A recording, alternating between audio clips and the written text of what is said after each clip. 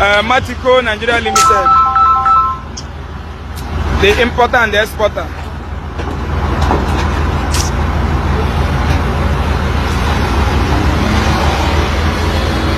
Ụmụnne m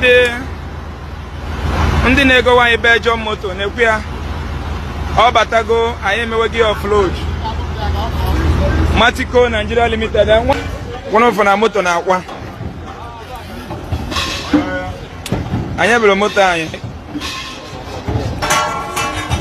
Moto niile ntinye na container bụ new brown one. Official dị n'okpuru. So nonsense ka Mathias Ezeaku obi kushie na container si obodo oyibo bulu bunata Nigeria ebe a. O firu na Nigeria uzi dustbin.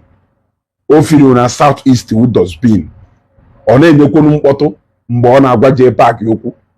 Jee park so na 40 feet container wụkwa 5 million ka nji wee jeti ihe. So 40 feet container 5 million ka nji wee jeti ihe. Ije obodo oyibo ibewu ịghalụ ezigbota moto ibewu n'azụ.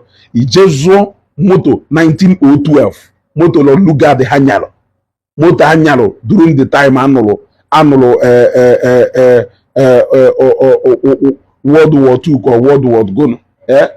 Ụdị moto Chuck Norris ha gbalụ mgbe ahụ ka ije loduo na container. Negodo old moto 1901 ka Mathias nwee got ịda agwa ndị mmadụ na ife ahụ palapala na ife ahụ chara na moto ahụ new one.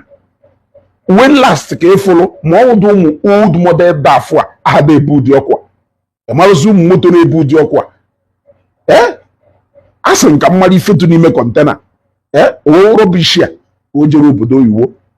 Ọkwụkwụ ụnụ fefe ahụ a na-ekwu ma ọ sị na ndị ọcha na-eyuzu anyị na ndị ọcha na what can be more than ndị ọcha yuzu karịa n'iru obodo oyibo ije buru metal scrap, ije buru abandon scrap ndị ọcha tụfugoro etufuo. Moto aya pasị ọkwa ịma roadworthiness moto aya pasị ebe ndị ọcha. Dustbin ndị ọcha dewelu, dustbin ndị ọcha dewelu ije ebe ndị ọcha ije park ya dustbin ị na-ebunata ebe ahụ ya. Mana everyday ị na-ana ndị ọcha meruru nka, ndị ọcha meruru nka, ndị ọcha meruru nka.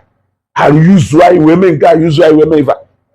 Mana iru obe ha ije buo abandoned moto 1901 moto Lord Lugard ha nya archaic old model nya ka inwere got ije asị nka mmadụ ife ịtụrụ na 40 foot container ife ka mmadụ ife ịtụrụ ife and as usual ọkụ unu wee fụ na otu mkpụrụ eziokwu adụghị n'ọnụ ife agba n'aka ejighị enye mana nke Mathias gba n'aka ọ na-eji enye na moto wole anyaghị furu moto ọ na-asị ụnụ n'ọnụ iwu na moto ahụ palapala na moto ahụ